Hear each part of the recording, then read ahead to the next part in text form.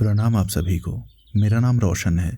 दोस्तों, आज मैं आपके लिए लेकर आया हूँ मुंशी प्रेमचंद जी के छोटे पुत्र अमृत राय जी की लिखी एक कहानी, जिसका शीर्षक है गीली मिट्टी। तो आइए शुरू करते हैं कहानी का पाठ। नींद में ही जैसे मैंने माया की आवाज़ सुनी और चौंक कर मेरी आंख खुल गई। बगल के पलंग पर नजर गई, माया वहाँ नहीं थी।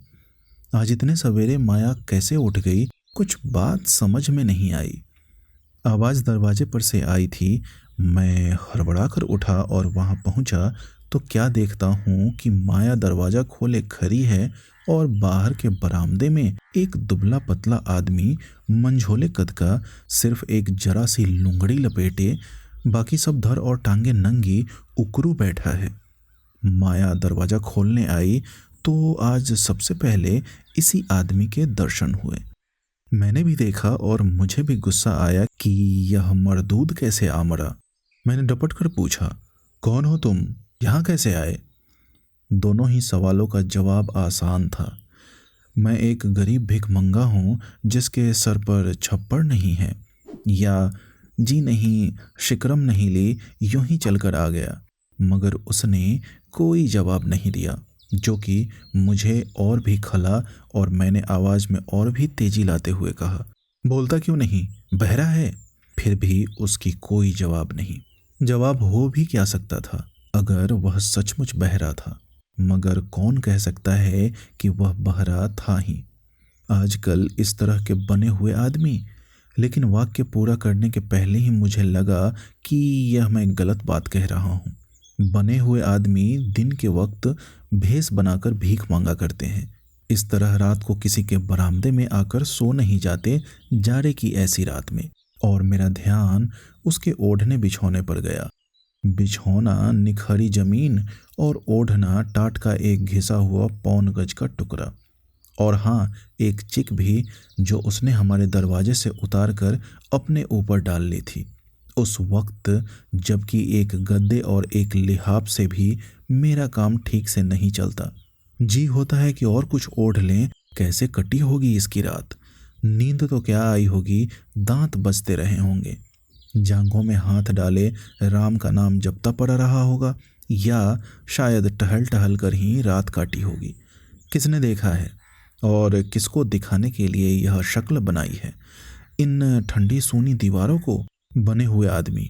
यह क्या बना हुआ आदमी है? और अपनी बात खुद मुझे सालने लगी। मगर उस आदमी को इस समय की मेरी आत्म पीड़ा से भी उतना ही कम प्रयोजन था जितना 2 मिनट पहले की कठोरता। ठिठुरते हुए हाथों से चिक को दरवाजे पर टांगने के बाद वह अब कच्चे पपीते के बीज जो तमाम बिखरे हुए थे बटोर कर एक जगह कर रहा था। लगता है उसने हमारे ही पेड़ से एक कच्चा पपीता तोड़कर उससे अपनी भूख बुझाने की कोशिश की थी। लेकिन अभी शायद वह पूरी तरह जानवर नहीं बन पाया था, इसीलिए पूरा पपीता नहीं खा सका था। आधा टुकड़ा किसी तरह नोच नाच कर वह खा गया था और आधा ज्यों का त्यों पड़ा था। पपीते के बीज सब इधर उधर छिटके हुए थे, जिन्हें अब वह बटोर रहा था। पता नहीं क्यों उसे इस बात का ख्याल आया। वह यह भी सोच सकता था कि जिसका घर है वह सफाई करवा ही लेगा, मगर नहीं, वह जानवर नहीं है कि सफाई का उसे कोई ख्याल न हो। जहां उसने रात गुजारी है, जहां से अब वह जा रहा है, उस जगह को गंदा करके वह नहीं जाना चाहता। मैं नहीं कह सकता कि उसके दिल में क्या बात थी। हो सकता है बस इतनी ही बात रही हो कि यह सब गंदगी साफ कर दो, नहीं तो साहब नाराज होंगे और यदि अपने नौकर को बुलाकर 10-5 लात घूंसे लगवा देंगे। जो भी बात उसके दिल में आई हो और जो भी उसके पहले के तजुर्बे रहे हों, मैं कुछ भी नहीं जानता। मैंने बस इतना देखा कि वह जाड़े के मारे ठिठुरती हुई उंगलियों से जैसे तैसे गंदगी इकट्ठी कर रहा है। पता नहीं कैसे कैसे लोगों से उसका पाला पड़ता होगा, क्या क्या उस पर बीतती होगी, दुनिया को यह कैसा समझता होगा।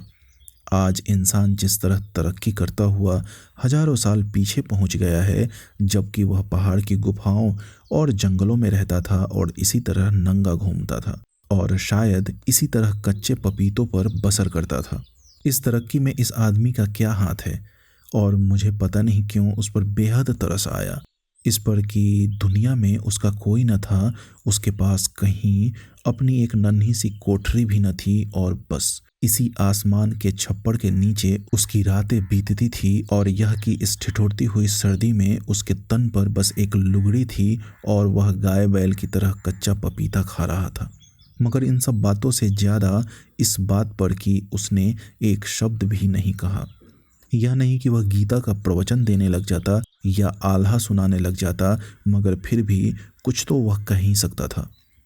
वह मेरे सामने गिड़गिड़ा सकता था, रो सकता था, मगर उसने तो कुछ भी नहीं किया। वह उठकर बैठ गया और चलने की तैयारी में जगह की सफाई करने लगा। उसने न कोई शिकायत की और न कोई फरियाद। कैसा अजीब आदमी है। इसने हमसे अगर खाना खिलाने की तलब की होती तो क्या हम उसे खाना न खिला सकते थे, या कहा होता तो तन ढांकने के लिए दो एक कपड़े न दे सकते थे। मगर अब शायद उसे इंसान से इतनी भी उम्मीद बाकी नहीं रही थी। अब तो शायद वह सिर्फ इसीलिए जी रहा था कि मौत नहीं आती थी, और अगर किसी तरह न आई तो एक रोज खुद जाकर हाथ पकड़कर उसे खींच लाएगा और फिर उसी घिसे हुए टाट के कफन में लपेटकर कोई मेहतर उसे घसीटकर कहीं फेंक आएगा। कहानी कहने में जितनी देर लगती है, वाक्य में उतनी देर नहीं लगती। अब उसने सब बीज इकट्ठे कर लिए थे और उन्हें फेंकने बाहर जा रहा था। इस वक्त मैंने उसे बतलाना जरूरी समझा कि इस तरह किसी के घर में घुस आना ठीक नहीं होता। अब फिर कभी मत आना। मगर अपने ही कानों में मुझे अपने शब्द खोखले सुनाई पड़े। वह लौटा और अपना टाट उठाकर चला गया। मैं हक्का बक्का उसे देखता रहा। मैं कुछ समझ नहीं पा रहा था कि मुझे क्या करना चाहिए। तब तक वह काफी दूर चला गया था। मैंने माया से कहा, एक कुर्ता पाजामा तो देते उसे, और हाँ, 1 रुपया भी लेती आना। और तब मैंने भोर के धुंधलके में उस आदमी को आवाज दी, ओ आदमी, ओ आदमी, क्योंकि उसका नाम मुझे नहीं मालूम था। वह लौट पड़ा। माया ने लाकर एक कुर्ता पाजामा और 1 रुपया मुझे दिया और मैंने बाहर निकलकर दोनों चीजें उसके हाथ में दे दी। दोनों कपड़े और रुपया लेकर भी उसने कुछ नहीं कहा, कुछ भी नहीं।